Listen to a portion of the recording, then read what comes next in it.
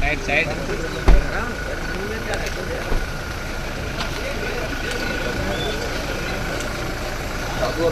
ನಮಸ್ಕಾರ.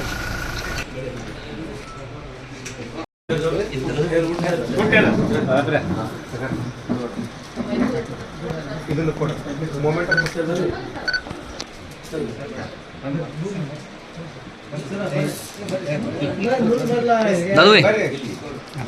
ಒಂದು ಸ್ವಲ್ಪ ಮುಂದೆ ಬರ್ರಿ ಸರ್. ಇಲ್ಲಿ ನೋಡಿ ಸರ್, ಇಲ್ಲಿ ನೋಡಿ ಮಾಡ್ತೀನಿ ಸರ್.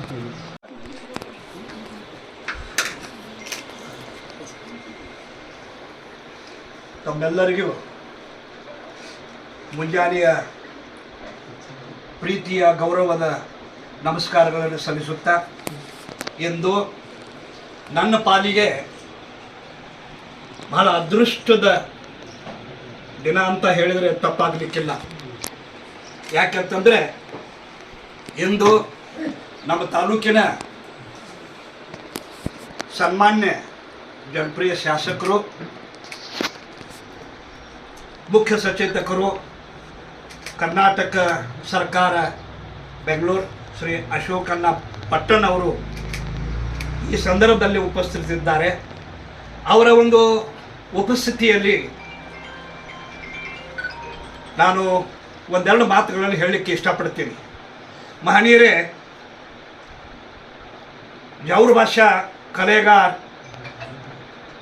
ತಾಲೂಕಿನ ಪ್ರತಿಷ್ಠಿತ ಮಹಾವಿದ್ಯಾಲಯ ಬೆಂಬಳಿಗೆ ಮಹಾವಿದ್ಯಾಲಯದಲ್ಲಿ ಪ್ರಥಮ ವರ್ಷ PUCದಿಂದ BA ಅಂತಿಮ ವರ್ಷದವರೆಗೆ ವ್ಯಾಸಂಗವನ್ನು ಮಾಡಿ ರಾಜ್ಯಶಾಸ್ತ್ರ ವಿಷಯದಲ್ಲಿ ಕರ್ನಾಟಕ ವಿಶ್ವವಿದ್ಯಾಲಯದಿಂದ ಅವರು MA ಪದವೀಧರನ್ನಾಗಿ, ಜೊತೆಯಲ್ಲಿ ಅವರು ಪ್ರಾಥಮಿಕ ಶಾಲೆಯ ಶಿಕ್ಷಕನಾಗಿ ಶಿಕ್ಷಕ ವೃತ್ತಿಯನ್ನು ಪ್ರಾರಂಭಿಸಿ ಅಧ್ಯಯನದೊಳಗೆ ಹಿಂದೆ ಬೀಳಲಿಲ್ಲ ಅನ್ನುವಂಥದ್ದು ಬಹಳ ಹೆಮ್ಮೆಯ ವಿಷಯ.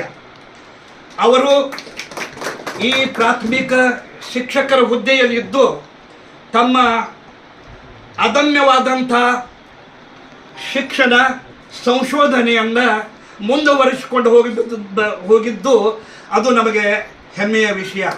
ಅವರ ಒಂದು ಪ್ರಾಮಾಣಿಕ ಪ್ರಯತ್ನ ಮತ್ತು ಅವರ ಒಂದು ತ್ಯಾಗದ ಒಂದು ಪರಿಶ್ರಮದಿಂದ ನಮ್ಮ ಕಲೆಗಾರ ಇವತ್ತು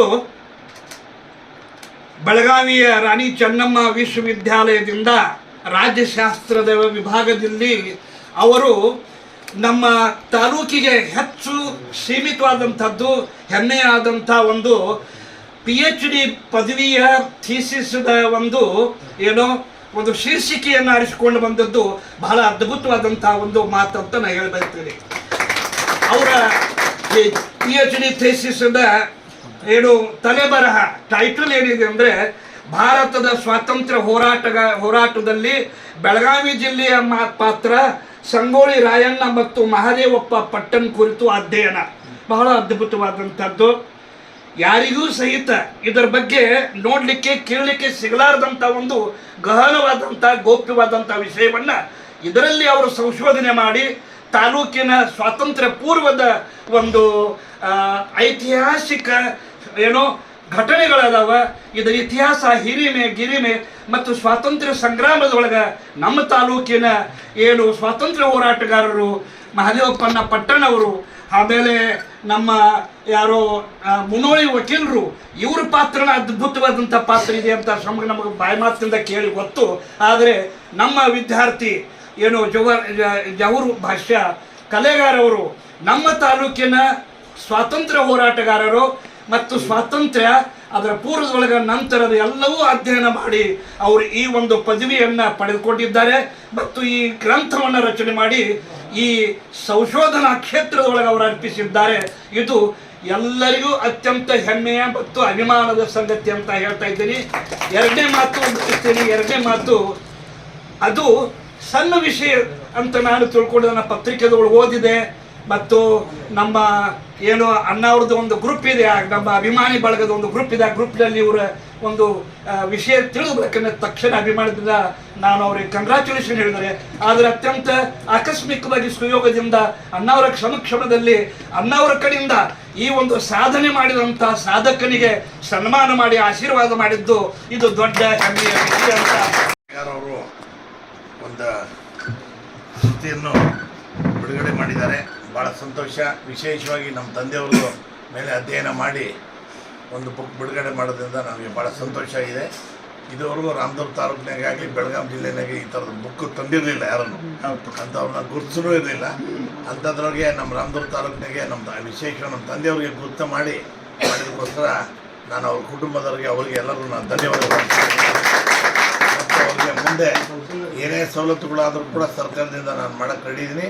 ಮತ್ತು ಏನೇ ತೊಂದರೆಗಳು ಕೂಡ ಆದರೂ ಅವ್ರ ಕಷ್ಟ ಸುಖದಾಗ ಎಲ್ಲ ಕೂಡ ನಾವು ಭಾಗಿಯಾಗಿ ಅವ್ರಿಗೆಲ್ಲ ಎಲ್ಲ ರೀತಿಯಿಂದ ಸಹಾಯ ಮಾಡ್ತೀನಿ ಅಂತೇಳಿ ನಾನು ಎರಡು ಮಾತು